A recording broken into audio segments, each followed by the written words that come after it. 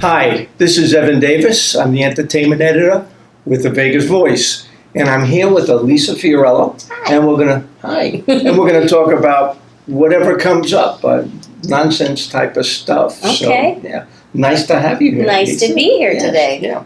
So let's talk about your acting career that you've had all your life. My acting career. Oh, no, if you don't have an acting career, we have nothing to talk about. No, I have. I've actually done a lot of really interesting things. I was a voiceover director for an anime company. So we would take Japanese anime productions and dub them in English. So I became like a voiceover director. Oh, cool. And acted in a few of them. I had like one of those little voices where I could be the boy and like talk like that. So I love doing it. It was such a fun time in my life. I was just kidding about that. Yeah, you didn't even know that about me. I didn't know anything about it. But I did know you were on Star Search. Is that correct? I was. 1985. 85? Yes. How did that come about? I mean, I had auditioned for it in New York City, and it was like 50,000 people that had auditioned, and they picked That's it, just 50,000? Yeah, 4 kids were picked, and I was one of them. And what was crazy, I had a girl that was managed by the same manager as me, and she was one of the other 4 people. And we were always up against auditions together, and she would always beat me out. So when she showed up, and I'm like, oh, she's back again, you know, I actually beat her this time on national TV. So that was like a great thing. You said kid. What is your age of a kid? 15. 50, yeah. But I had known her since I was like 13, and she always got the roles because she was great singer. So it was really nice to finally win. Oh, good. So you got on the show. Got on the show. Yeah. Won Junior Star Search, and after the show was over, I had a couple of record producers come up to my mom and I and try to get us to sign a deal. Sure. And I didn't know what to do. My mom didn't know what to do. So we took the contract over to a lady who was a producer of a Broadway show that I had done when I was 14. And she said, don't do anything. I'm going to shop the Star Search tape and I'm going to get her a record deal. And that's exactly what she did. Oh, good. Yeah. So you had a record deal? I had a record deal at 16. At 16? Yep. What was, on Star Search, you must have sang, what, one song?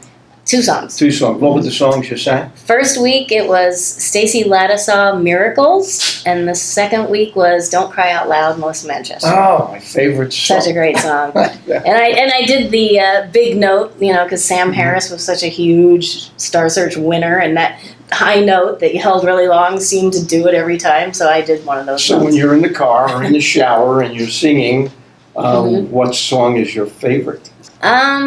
Probably Undecided. I love singing that. That's a song I do in the show with Kelly Clinton when we do the First Ladies of Las Vegas. I love to sing my jazz. So Undecided. Give me a couple of bars. First you say you do, and then you don't.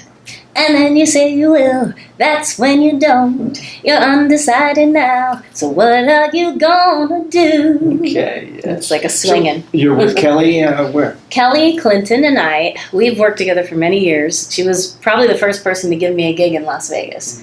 So thank you, Kelly. And we had been talking about putting a show together because we love working together.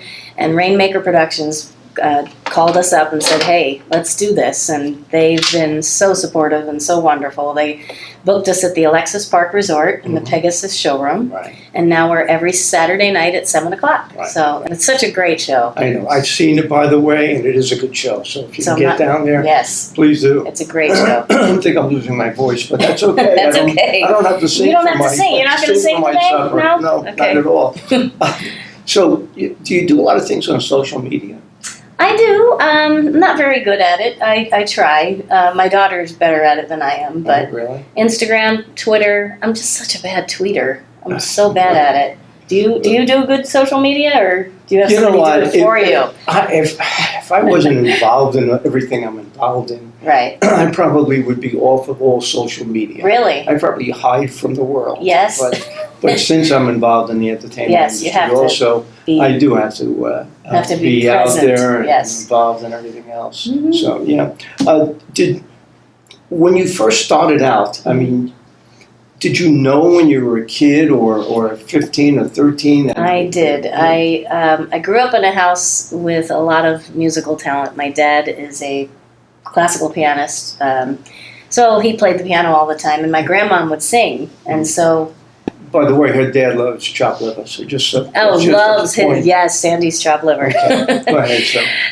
So I grew up in a house with music, and my brothers would go out and play, and I would listen to my record player, and I'd put on shows in my living room, and I'd sing in a cup because the echo of the cup sounded like a microphone. So they just started very young. I did a local television show in Philadelphia. Al Alberts, who was in the Four Aces, he had a show called the Al Alberts Showcase, and every Sunday all the local talent would perform and be on TV with cameras, and you'd learn how to work a microphone and the whole thing. And I begged my dad, Mom, I want to be on that show. So I auditioned and I got on the show, and I was like a regular every week. And every week I would gulp in the middle of my song. Never failed. I just messed up every time. So till finally the very last performance, I got through it without swallowing. Like it was like a nervous thing. I just developed all this extra saliva, and I'd be in the middle of the song, and I just needed to swallow. It was very, very strange. It was very strange. But they kept you on, so. They kept me on the show. I was still a local sensation. If you couldn't sing anymore or couldn't have that career, what would you do with yourself? What would you do? Well, I do other things. Like I am the singing realtor in town, actually. I love working in real estate. I work with buyers, sellers, renters, whoever needs help. I like helping people. So you got a fallback plan. Yeah, and I kind of do both at the same time. Yeah. It keeps me very busy. What were the songs that you sang at Woodstock last week? The songs were Son of a Preacher Man, Dusty Springfield, which was originally supposed to be sung by Aretha Franklin. And then an Aretha Franklin song, Natural Woman. And of course I had to do something from Woodstock, so I picked a Sly and the Family Stone, Everyday People, which I used to perform with Prince. Every night we would do that song. So. Talking about Prince, yes. Tell us how you got started with Prince. How did that happen? Well, when I had that record deal that I told you about, on the second album, I actually was flown to Paisley Park to work with a producer there. And Prince was, I think, on tour. And then tell people where Paisley Park is. Paisley Park is in Chanhassen, Minnesota. Okay. I spent a lot of time there. There's a lot of snow and it's cold. But it became like a second home. And Prince kind of came in one day and heard me singing, and then he just asked me to sing on his records. So I sang on Diamonds and Pearls album. I sang on the Graffiti Bridge album that he put out. And then he wanted me to join his band at the time, but I had a deal, so I said no to him. Not a lot of people said no. And then, of course, I went off, did my record deal, and then years later I was like going, why didn't I just go on the road with Prince, right? And then what was crazy is 20 years later, he found me again and asked me to work with him. And then I said, I'll go on the road this time. I need to work. And I had such a blast, just going all over the world. And Did you ask him why you came back to me, or? I did a gig here in Vegas, and there was a guy who was doing the sound, and I overheard him talking about Paisley Park and how he had just redid the whole studio with all the sound.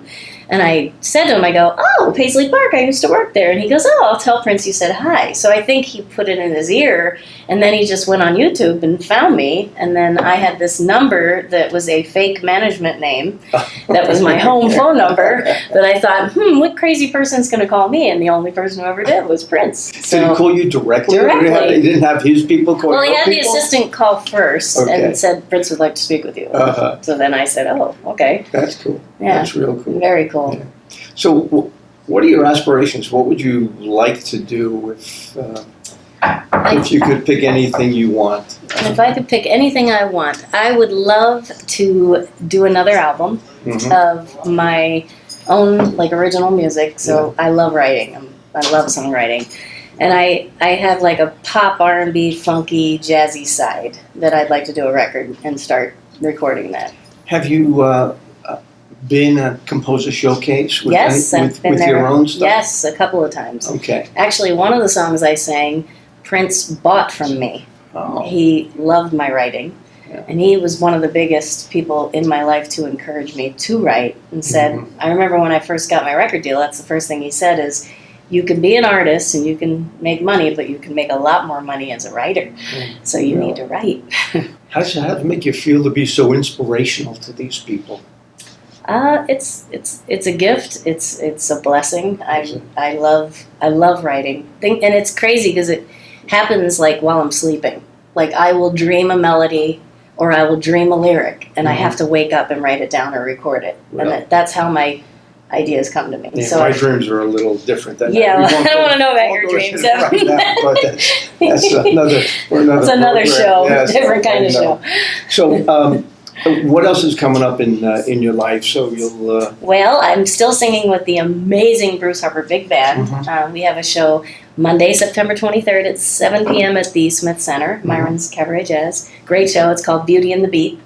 So you'll come to that, and then I've got the Saturday nights with Kelly that I love doing at the Alexis Park. Well, good. Yes. All right. Well, we're going to wrap it up today. Okay. It's been a pleasure to have you on. Thank you for having me. Next time we get together, maybe you'll write a song. Maybe you can even write a song for the Vegas Boys. Vegas Boys. Yeah, that would be cool if you could put a song together. Okay, I'll work on that. Yeah, maybe I'll dream it tonight. Yes, okay, good. I like that. Well, this is Evan Davis with the Vegas Voice, here with Elisa Fiorillo, and we've had a wonderful 10, 15 minutes here, and hopefully we'll see you again soon. Okay.